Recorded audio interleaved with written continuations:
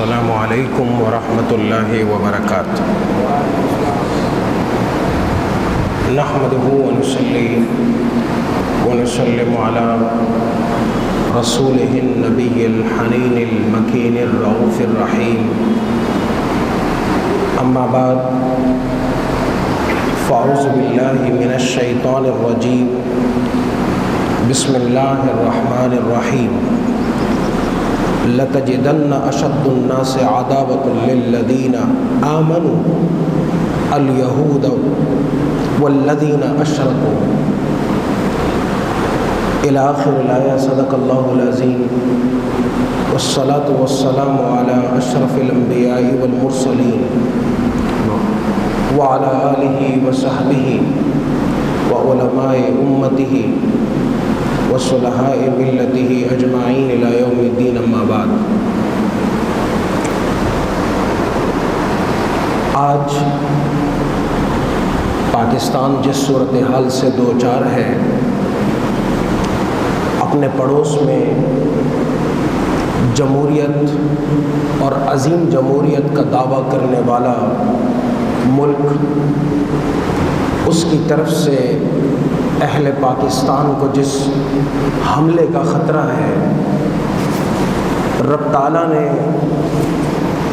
1450 سال پہلے اپنی مقدس کتاب قرآن مجید میں ان لوگوں کی فطرت کو بیان کیا جنہوں نے کبھی بھی حضور علیہ السلام کو، مسلمانوں کو،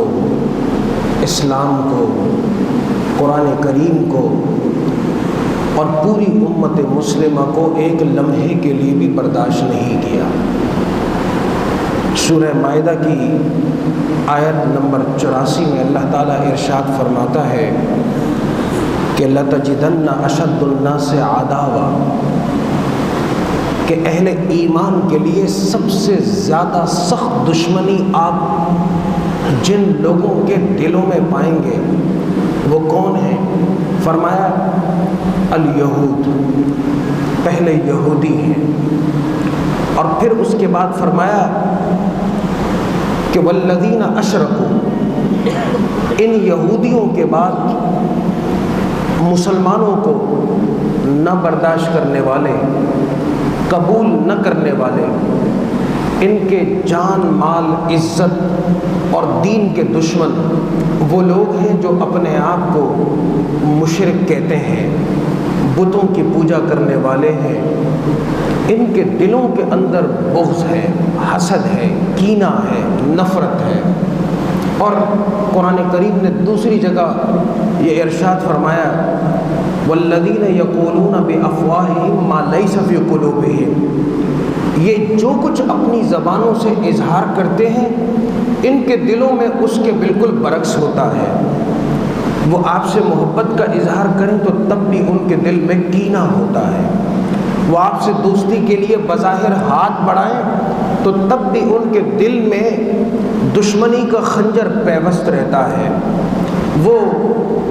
اگر اپنے منہ سے آپ کے سامنے بہت زیادہ قربت کا بھی اظہار کریں تو تب بھی ان کے دل آپ سے ہمیشہ ہی دور رہیں گے۔ اور اس کی وجہ یہ ہے کہ اللہ تعالیٰ نے ان کے اس معاملے کو بالکل واضح کر دیا۔ 5 ہجری میں حضور علیہ السلام مکۃ المکرمہ میں اپنے جانثاروں کے ساتھ موجود ہیں۔ اہل مکہ اور کفار کی طرف سے مستقل آپ کے خلاف کوئی نہ کوئی سازش، کوئی نہ کوئی عمل وہ سامنے آتا تھا، لیکن مسلمان اسے تحمل کے ساتھ برداشت کر کے نظر انداز کر دیتے تھے۔ لیکن جب 5 ہجری ہوئی اور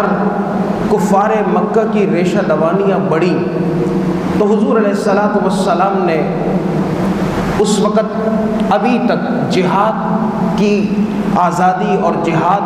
کے حوالے سے حکم نہیں اترا تھا۔ اہل ایمان کو یہ رخصت عطا فرمائی کہ آپ اس سرزمین کو چھوڑیں اور حبشہ کی طرف ہجرت کر جائیں۔ چنانچہ مسلمانوں میں 11 مرد اور 4 عورتیں انہوں نے جدہ کے ساحل پر آ کر کے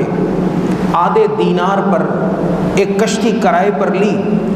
اور رات کے اندھیرے میں خاموشی سے نکل کر کے حبشہ کی سرزمین پر اتر گئے۔ مسلمان وہاں سکون کے ساتھ، اطمینان کے ساتھ رہنے لگے، اور ان کی وہ تکلیفیں، صعوبتیں، مصیبتیں، مشکلات جو ان بت پرستوں نے ان کے لیے مکہ المکرمہ میں مختلف شکل و صورت میں بنا رکھی تھیں، اللہ تعالیٰ نے انہیں اس سے نجات عطا فرما دی۔ جب مکہ المکرمہ میں اور مسلمان لوگ جو دائرہ اسلام میں داخل ہوتے چلے گئے، ان کے علم میں یہ بات آئی تو آہستہ آہستہ ایک ایک، دو دو، تین تین کر کے سب رخت سفر باندھنے لگے۔ مسلمانوں کی تعداد 84 ہو گئی حبشہ میں۔ اہل مکہ کو یہ بہت ناگوار گزری یہ بات کہ اگر یہ ہمارے یہاں پنجہ استبداد میں ہوتے، ہمارے شکنجے میں ہوتے تو ہم ان کو کس کر کے رکھ دیتے، لیکن یہ مسلمان ہوتے ہیں اور چھپ کر کے حبشہ چلے جاتے ہیں۔ 2 افراد، حضرت عمر، اس وقت عمر بن عاص اور دوسرے عبداللہ ابن جہش، ان کو مکہ المکرمہ کے بت پرستوں نے اپنا سفیر مقرر کیا کہ آپ جائیں اور وہاں حبشہ کے بادشاہ نجاشی اسمہا، اس کے دربار میں ان کے بارے میں جو کچھ ہو سکتا ہے، جو کچھ بن پڑ سکتا ہے وہ کہہ دیں تاکہ وہ ان کو حبشہ سے نکال باہر کریں، اور ساتھ میں بہت سارے تحفے تحائف ان کو دیے گئے کہ جا کر کے بادشاہ اور اس کے درباریوں کو پیش کر دیں۔ چنانچہ انہوں نے پہنچنے کے ساتھ دربار میں موجود جتنے وزراء تھے، مشیر تھے، ان سب کو تحفے تحائف اور وہ بھی قیمتی تحفے پہنچائے، اور دوسرے دن بادشاہ کے دربار میں وہاں حاضری ہوئی۔ بادشاہ سے کہنے لگے کہ مکہ المکرمہ میں ایک شخص نعوذ باللہ وہ مجنون ہو گیا ہے، اور اس نے عجیب و غریب قسم کے اعلان کر رکھے ہیں، اور ان کے ماننے والے جتنے ہیں وہ بہت فسادی لوگ ہیں۔ پلوامہ کا جو حملہ ہوا اس کے فساد میں بھی ان مشرکوں نے پاکستان کو ملوث کیا۔ اس سے پہلے بمبئی میں حملے ہوئے، اس میں بھی ان مشرکوں نے پاکستان کو ملوث کیا کہ فساد پاکستان کرتا ہے، پاکستان سے یہ فساد امپورٹ ہوتا ہے۔ یہ فطرت چلی آ رہی ہے مشرکوں کی۔ تو وہ کہنے لگے کہ یہ بہت فسادی لوگ ہیں، بہت شریر لوگ ہیں، یہ آپ کی سرزمین پر عنقریب خون خرابہ کر دیں گے اور مار داڑ اور لڑائی شروع ہو جائے گی، اس لیے آپ ان کو بلائیں، بلانے سے پہلے آپ ان کو یہاں سے نکال باہر کریں۔ بادشاہ نے کہا یہ تو یک طرفہ بات ہے، ہم ان کی بھی بات سن لیتے ہیں کہ وہ کیا کہتے ہیں۔ چنانچہ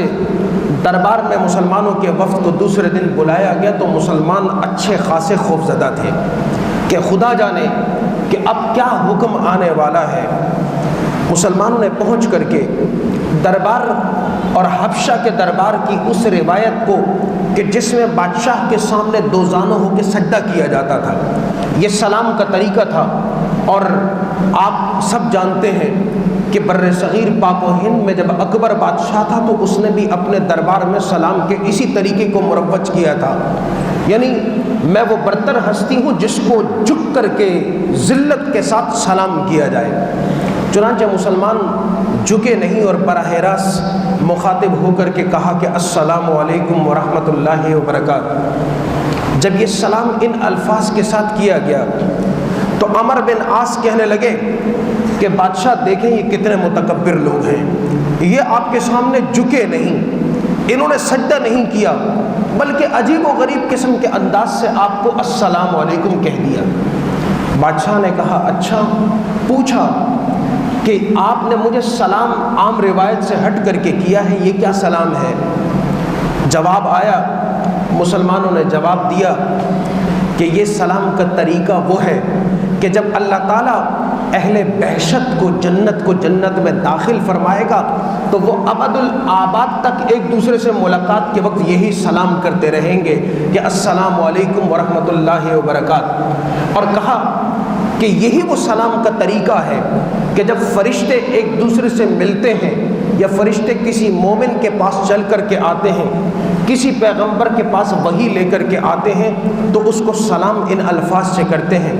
بادشاہ خوش ہوا اور ان کو روانہ کر دیا. ان کی بات قبول نہیں ہوئی. دوسرے دن انہوں نے دوبارہ یہ چکر چلایا کہ کسی طریقے سے اب دوبارہ ان کو یہاں سے نکلوانے کی کوئی تدبیر ایسی کی جائے کہ یہاں سے نکال دیے جائیں. چنانچہ دوسرے دن دربار میں حاضر ہو کر کے کہنے لگے کہ آپ کو پتہ نہیں کہ حضرت عیسیٰ علیہ السلام کے بارے میں ان کا کتنا خوفناک عقیدہ ہے. بادشاہ نے کہا اچھا بلا لیتے ہیں. بلوایا. حضرت جعفر طیار رضی اللہ تعالیٰ عنہ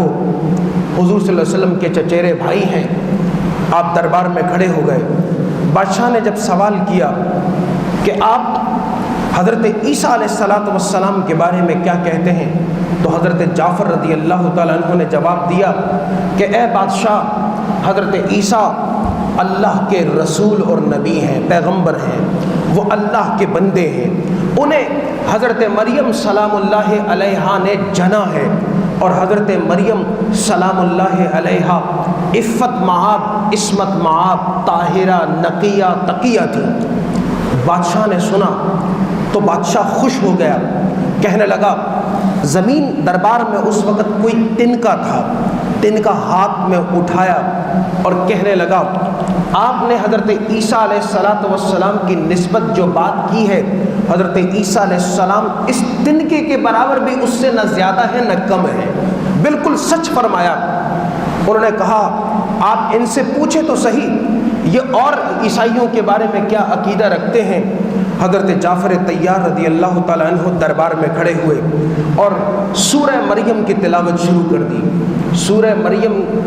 اللہ کا کلام،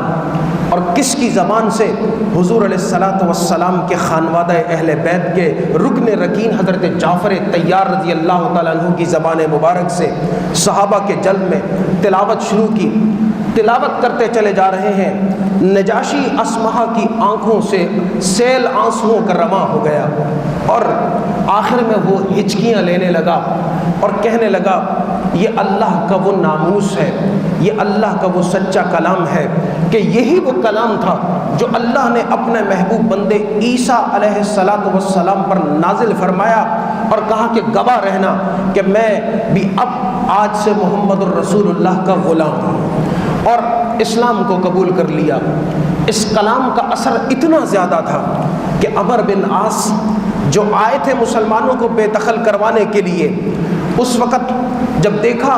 کہ بادشاہ اور خود اس کے اپنے دل پر اتنا اثر اس کلام کا ہو گیا، تو آگے بڑھ کر کے نجاشی کے ہاتھ پر حضور علیہ السلام پر ایمان لانے کے لیے بیعت کر لی اور یہ بھی مسلمان ہو گئے. اسی لیے کبھی اسلامی تاریخ میں ایک سوال آتا ہے کہ کیا کوئی ایسے صحابی بھی ہیں جنہوں نے کسی تابعی کے ہاتھ پر اسلام کو قبول کیا ہو؟ تو وہ یہ حضرت عمر بن عاص رضی اللہ تعالی عنہ ہیں،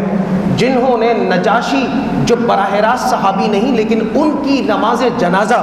حضور علیہ السلام نے براہ راست اس طور پر پڑھائی تھی کہ میت حبشہ میں تھی اور آپ مدینہ طیبہ میں تھے، اور یہاں کھڑے ہو کر کے آپ نے اللہ اکبر کہا. صحابہ کرام فرماتے ہیں کہ اللہ تعالیٰ نے درمیان کے سارے حجابات کو اٹھا دیا، اور ان کی جو میت تھی ان کا جسد پاک تھا، وہ سامنے تھا. صحابہ کرام نے اس جنازے کی نماز ادا کی ہے اور حضور نے وہ جنازے کی نماز خود پڑھائی ہے. اس لیے وہ تابعی ہیں کہ خود اپنی آنکھوں سے حضور علیہ السلام کا دیدار نہیں کر سکے. چنانچہ یہ وفد ناکام بھی ہوا، مسلمان وہاں پر پھر بستے رہے. اسی ضمن میں اللہ تعالیٰ نے ارشاد فرمایا یہ جو مشرکین ہیں ان کے دلوں میں بے پناہ تمہارے لیے بغض ہے، اور یہ بغض، یہ فساد، یہ فتنہ ان کے دین کا حصہ ہے. اور اسی لیے مسلمان ایک علیحدہ قوم ہے، ایک ملت ہے، ایک دین ہے، ایک نظریہ ہے، اور اس کی مجسم صورت کیا ہے؟ پاکستان ہے۔ اور اس لیے پاکستان ہے کہ 20ویں صدی عیسوی میں صرف دو، پوری دنیا میں صرف دو ریاستیں ایسی ہیں کہ جو نظریے کی بنیاد پر قائم ہوئی، اور نظریے کی بنیاد پر قائم ہونے والی ایک ریاست وہ پاکستان ہے اور دوسری اسرائیل ہے۔ اسرائیل ہے۔ 20ویں صدی عیسوی کی بات کر رہا ہوں کہ 20th سینچری میں یہ دو ریاستیں ہیں جنہوں نے نظریے کی بنیاد پر جنم لیا ہے۔ اور اس لیے بن گوریان، اسرائیل کے سابق وزیر اعظم، وہ اکثر کہا کرتا تھا کہ اگر اسلام پاکستان میں ناکام ہو گیا تو پھر اسلام پوری دنیا میں ناکام ہو جائے گا اور پاکستان ایک ناکام ریاست کے طور پر ختم ہو جائے گا۔ لیکن اگر اسلام پاکستان میں کامیاب ہو گیا تو پھر اسلام کے عالمی غلبے کو کوئی نہیں روک سکتا۔ رہی یہ بات کہ مشرکین کے ساتھ ہمارا کیا واسطہ تھا، کیا رشتہ تھا، مسلمان جہاں جہاں اللہ تعالیٰ نے انہیں حکومتیں عطا کی، انہیں اقتدار عطا کیا، وہاں وہاں انہوں نے اپنے زیر اقتدار رہنے والی اقلیتوں پر بے پناہ شفقت کا سلوک کیا۔ مسلمان اگر چاہتے، آپ حضرات کے علم میں یہ بات ہوگی کہ ہندوستان میں اس وقت حکومت کی سطح پر بھی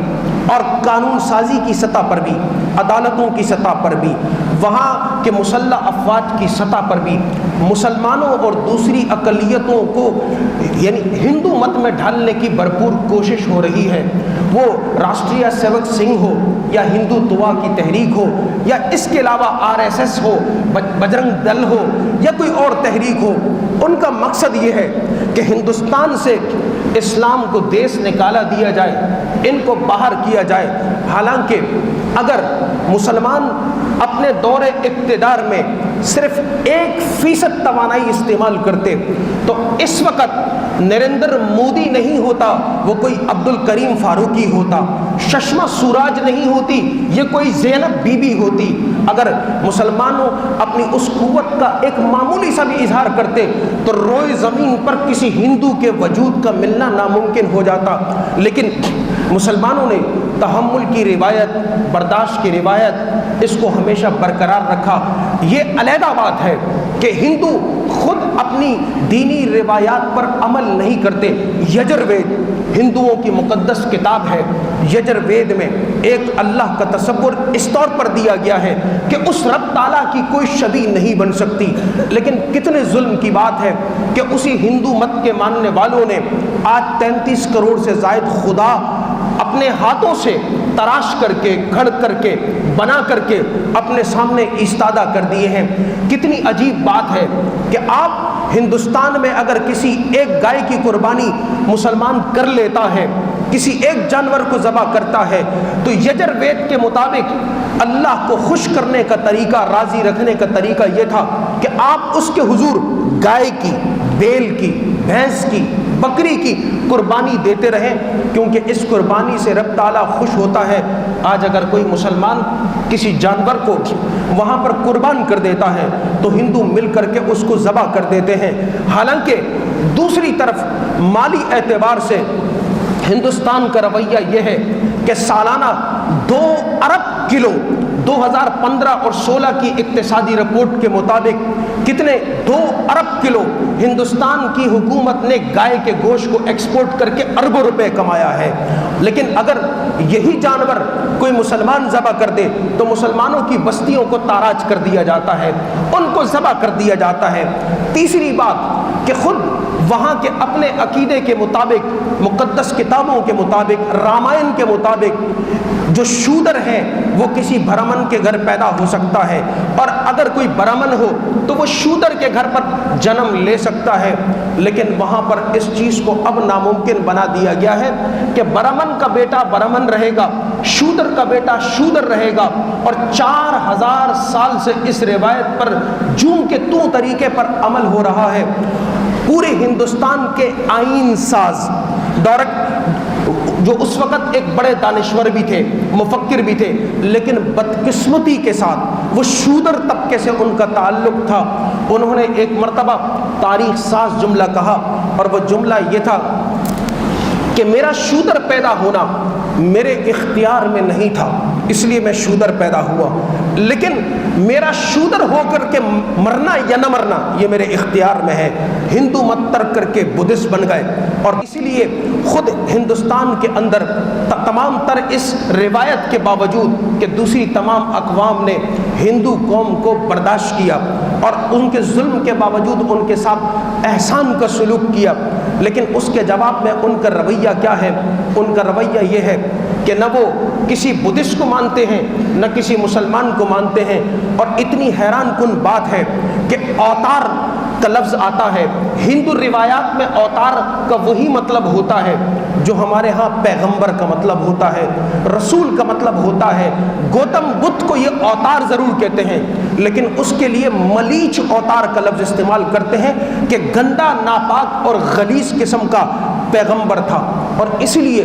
کسی بت کو اس بات کی اجازت نہیں تھی کہ وہ جا کر کے بنارس جو ہندوؤں کا مقدس شہر تھا اس کے قریب جا کر کے تبلیغ کرے، کسی کو بدھ بنائے۔ ان کو اگر آزادی تھی تو اس وقت بھی پاکستانی علاقوں کے اندر تھی، آج بھی جہاں سے بدھوں کے آثار ملتے ہیں۔ میں عرض کر رہا ہوں کہ پاکستان اور بھارت کی جو دشمنی ہے، پاکستان کا مطلب مسلمان، کہ مسلمان ہمیشہ اس کو ختم کرنے کی خواہش رکھتا ہے، اس کی یہ چاہت ہے کہ یہ ختم ہو جائے، لیکن یہ ایسا کیسے ممکن ہو سکتا ہے کہ مودی سے جب انٹرویو لیا گیا کہ آپ مسلمان کے قتل ہونے پر آپ کو افسوس ہوتا ہے، اس نے تھوڑی دیر توقف کیا اور جواب میں دیا، بس یوں سمجھ لیں کہ اگر کسی گاڑی کے نیچے کوئی بلی آ کر کے مر جائے تو جتنا اس کا افسوس ہوتا ہے اتنا افسوس مجھے بھی ہو جاتا ہے۔ یہ ایک مسلمان پر مرنے کا افسوس، ایک انسان کے مرنے پر افسوس۔ وہ مودی